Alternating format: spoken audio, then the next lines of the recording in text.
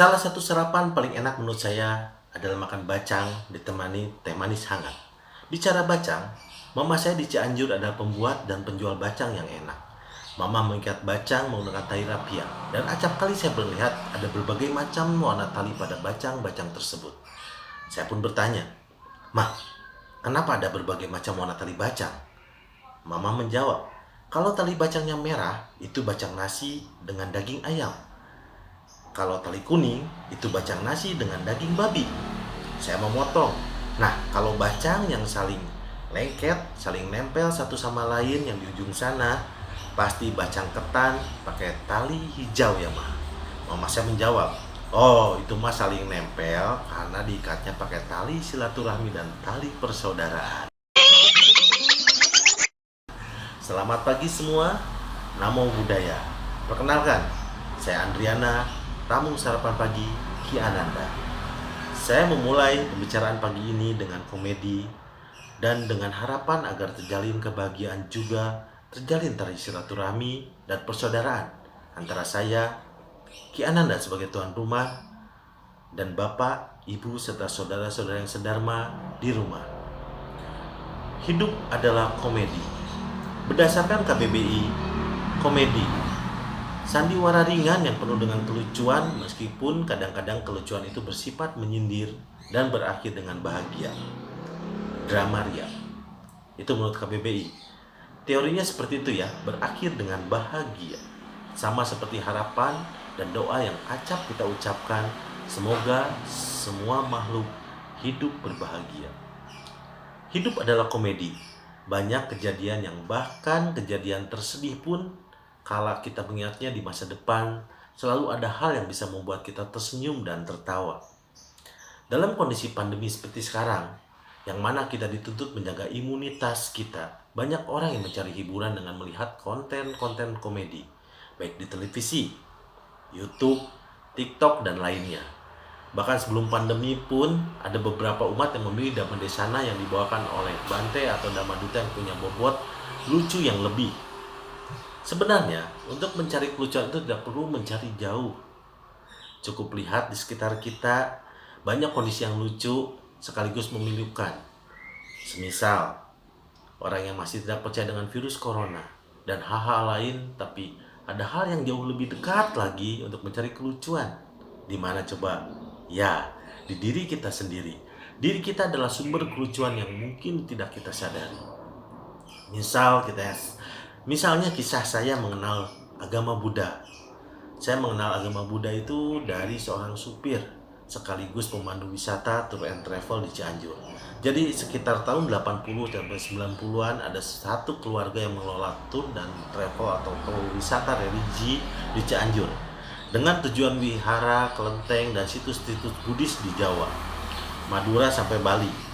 Jadi setiap pagi sebelum kami memulai perjalanan menggunakan kendaraan, pengemudi ini yang bernama Kodede atau biasa dipanggil Kapten Denny selalu berdoa dengan doa pembuka agama Buddha Dharma dan dilanjutkan dengan Wandana Tisarana. Saya waktu itu tidak pernah sekolah minggu dan tidak pernah diajarkan oleh kedua orang tua saya mengenai doa dan parita. Saya tahu dan hafal dari beliau. Jadi ingatan pertama saya mengenai agama Buddha itu bukan dari seorang Dhammaduta atau Dhammacaraka, tapi dari seorang supir. Ini sebuah hal yang lucu bagi saya. Cerita lucu muncul ketika titik balik saya lebih mengenal dan mempelajari Buddha Dharma, yaitu momen saya ketika masih SMP, tepatnya ke wihara hanya untuk eksistensi dan ajang cari perhatian lawan jenis. Datang terlambat pada saat kebaktian dan mengobrol sampai ditegur dan bahkan sampai diusir oleh pengurus wihara saat itu karena dianggap bercanda pada saat kepanitiaan dan pada saat kebaktian. Pada saat saya baru lulus kuliah dan diajak ke wihara oleh sahabat saya, setelah sekian lama tidak pernah ke wihara, kembali di sana saya bertemu dengan pengurus majelis senior-senior yang dulu tadi saya ceritakan di atas. Lalu salah satu pengurus majelis itu bertanya, "Andri, udah lulus, Dri?" "Iya, Om." Lalu beliau bertanya juga, di rumah ada komputer nggak, ada printer nggak? Ada om, kebetulan. Terus boleh nggak om minta bantuan? Apa om? Dia meminta bantuan saya untuk membuatkan soal-soal agama Buddha untuk SMA di Cianjur. Beliau bilang bahwa tenang ini om udah semua punya soal-soalnya dari tahun-tahun lama, jadi Andri hanya tinggal merangkum, ngambil soal tahun 91 sekian, berapa soal, 95 berapa soal, nanti Andri yang rangkum ya. Oh, pikir saya mudah, tinggal ngetik ulang. Oke om, saya langsung bersedia untuk menjalani tugas tersebut. Saya ditelepon untuk datang ke rumahnya mengambil soal-soal tersebut. 1 minggu kemudian saya buat, lalu saya kirimkan kembali. Setelah itu 2 minggu kemudian beliau telepon, Andri, tolong dong ambil ke rumah om jawabannya, kamu periksa ya. Di situ saya mulai keringat dingin, tercengang karena saya harus periksa. Kan saya cuma suruh buat soal. Ketika periksa, waduh, apa ya jawabannya? Saya juga nggak tahu. Lalu saya memutar otak, bagaimana cara mendapatkan jawabannya? Karena yang saya tahu itu hanya doa pemuka, wandana, dan tisarana. Ketika SMP saya ke wihara pun, ya itu tadi yang saya ceritakan, bahwa saya tidak pernah ke dalam, tidak pernah mendengarkan, hanya bercanda dan mengobrol.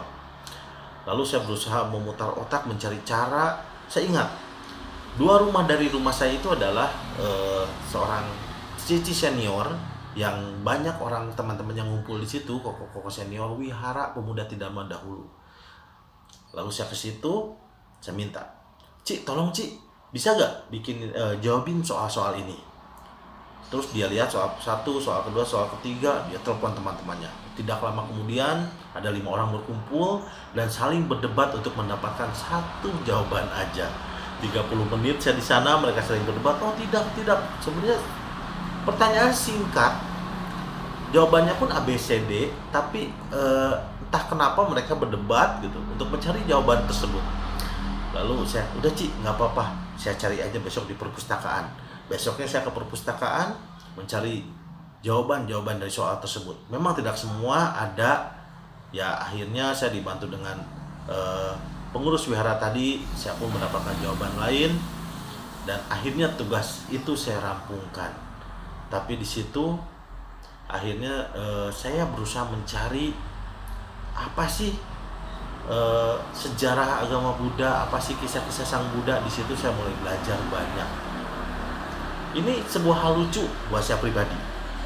Hidup itu bagai semua komedi putar yang kadang di atas, kadang di bawah, dan hidup bagai sebuah cerita lucu yang selalu berputar. Ada kalanya seseorang yang kaya raya, namun suatu hari orang tersebut jatuh miskin. Ada kalanya seseorang yang menjadi donatur di wihara, namun di kesempatan lain malah orang tersebut yang menjadi golongan yang harus dibantu dan mendapatkan donasi. Ada kalanya orang menjadi pemimpin yang dielulukan, namun di kemudian hari dijauhi bagi seorang penjahat. Ya, hidup ini bagai komedi yang satir, namun inilah hidup yang harus kita jalani dan sadari. Saat hidup begitu getir, maka sadarlah, ini pun akan berlalu, seperti ajaran guru besar kita. Tersenyumlah dalam komedi hidupmu.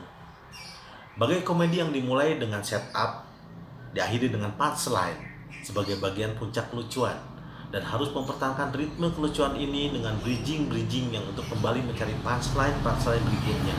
Begitu pula hidup yang harus kita memulai perlahan dengan tujuan puncak kebahagiaan kita pribadi dan orang lain dan semua makhluk. Lalu kita harus memulai melakukan upaya untuk tetap mempertahankan kebahagiaan itu. Berkomedilah, karena selain membahagiakan diri kita, juga membahagiakan orang lain. Demikian cerita sarapan pagi dari saya. Mohon maaf apabila yang saya sampaikan ada kesalahan atau ada yang menyinggung, harap dimaafkan. Sebagai penutup, saya sedikit bercerita. Saya asli Cianjur, dan ada mitos bahwa orang Cianjur dan Sukabumi itu tidak pernah berjodoh. Saya pernah pacaran dengan orang Sukabumi, kandas. Adik saya pacaran dengan orang Sukabumi, juga putus. Sama, nasibnya tragis. Akhirnya kami sekeluarga berendam dengan memproduksi makanan khas Sukabumi, tapi dari Cianjur. Ya, kami buat mochi asli Cianjur. Bedanya kalau mochi Sukabumi itu isinya serpihan kacang, tapi mochi kami isinya serpihan hati yang luka.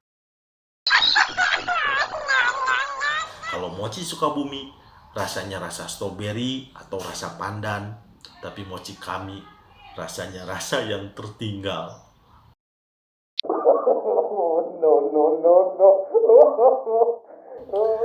Dan kalau orang Sukabumi mochinya menggunakan besek ditali tali rapia.